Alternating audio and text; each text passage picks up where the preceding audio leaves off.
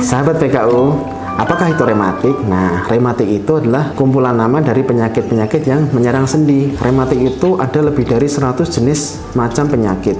Bisa disebabkan karena penuaan, bisa disebabkan karena adanya pengapuran, bisa disebabkan karena penumpukan zat metabolisme seperti asam urat, kemudian bisa juga disebabkan karena autoimun atau gangguan sistem imun kita. Karena rematik itu menyerang sendi dan gejalanya sama, maka masyarakat sering menyebutnya sebagai sakit rematik. Padahal rematik itu sendiri merupakan penyakit dengan penyebab yang berbagai macam jenisnya.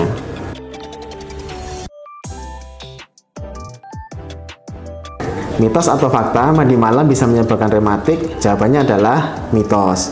Kenapa? Pada sebagian orang yang memang sudah mengalami sakit sendi sebelumnya, maka paparan suhu dingin, baik itu berupa udara dingin ataupun air dingin, bisa meningkatkan ambang nyeri, sehingga sebagian orang berpikir bahwa suhu dingin itu bisa menyebabkan sakit rematik. Padahal sebenarnya orang tersebut memang sudah memiliki kecenderungan sakit sendi sebelumnya.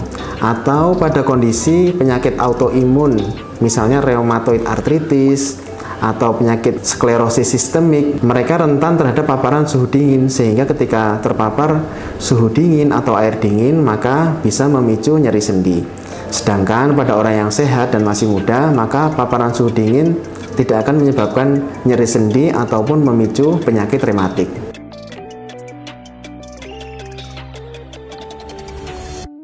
Penyebab rematik paling sering yang kita temukan pada pasien adalah osteoartritis atau penuaan sendi, yakni ketika usia sudah mulai tua, maka proses regenerasi sendi sudah mulai berkurang sehingga terjadi pengapuran dan keausan sendi. Nah, ini bisa menyebabkan nyeri sendi atau penyakit rematik. Kemudian yang kedua yang biasa kita temukan pada usia muda adalah penyakit sendi karena autoimun atau karena gangguan imun.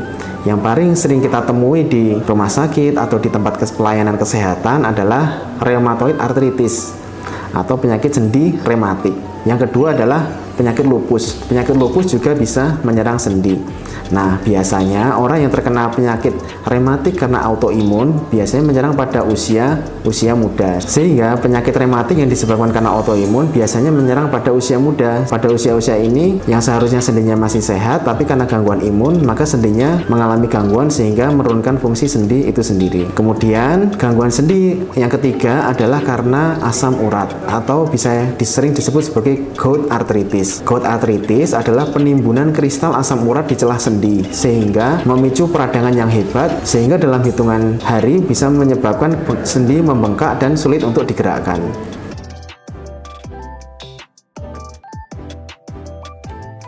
Nah, untuk penderita rematik yang mau mandi malam, sebaiknya memastikan bahwa kondisi penyakit rematiknya tidak sedang kambuh. Itu yang pertama. Yang kedua, bagi penderita rematik yang dipicu karena autoimun, maka pastikan bahwa pengobatannya sudah rutin dilakukan, sehingga memastikan kondisi penyakitnya tidak sedang kumat.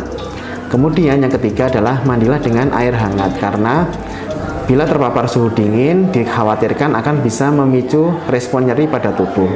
Nah, itu tadi tips-tips bagi para pasien yang mengalami penyakit rematik dan ingin mandi malam.